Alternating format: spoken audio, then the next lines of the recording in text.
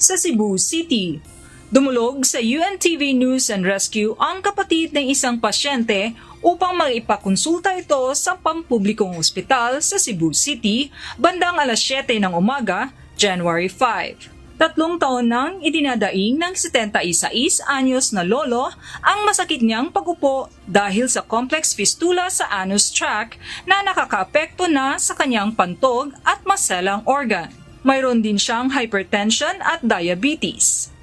Wala ka ba sa tinawa?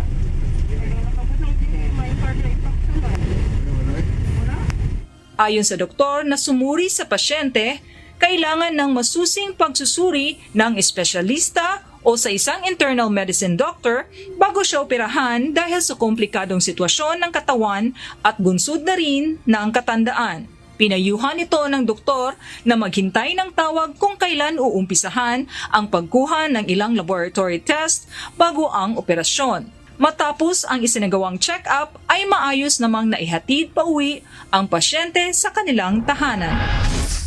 Sa Rizal, humingi ng tulong sa UNTV News and Rescue ang isang lalaki para sa kanyang asawa na isang stroke patient upang makapunta sa follow-up check-up nito alas 6 ng umaga, January 5. Agad namang tumungo ang team sa bahay ng mag-asawa.